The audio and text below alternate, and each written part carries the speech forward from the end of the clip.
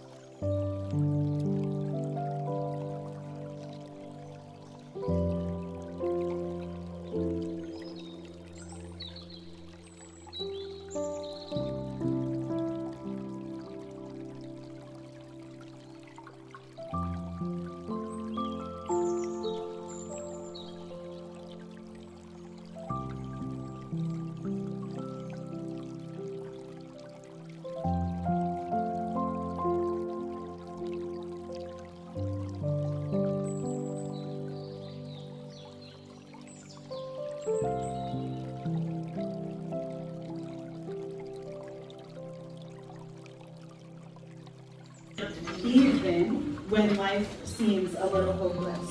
The book of Ruth is only 4 chapters long in total, but it is one of the richest, most beautiful love stories in all of Scripture. And it's not the love story that you're thinking of between Ruth and Boaz, although we get there. It is a love story between God and his people. And it's about how God redeems and restores even the most broken and hopeless situations.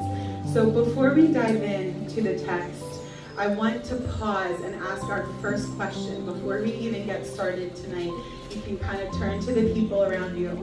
Have you ever had a season in your life where you felt like maybe you were starting from scratch? Where you were starting over? Maybe it was after a loss or a move or a change that you didn't expect. So would you just turn like 90 seconds? Have you ever had a season in your life where you felt like you were starting from scratch? Loss, change, move, something. 2 minutes. Better.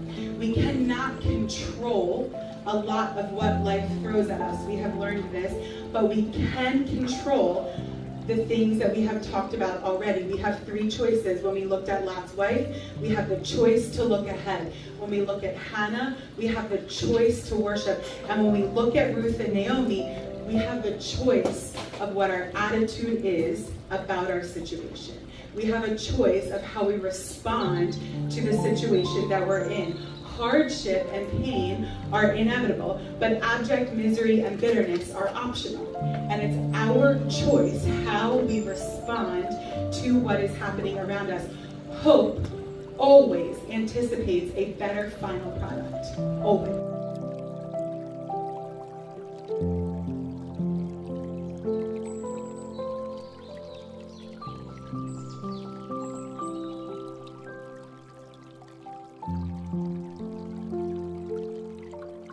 Here, I want to take time to reflect on what God is doing in my life, I need to take time to ask the question, what is God doing in my life?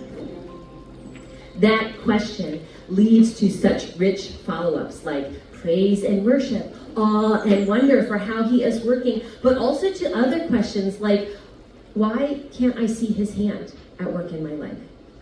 Am I even asking God to work in my life? Or am I just working myself to exhaustion?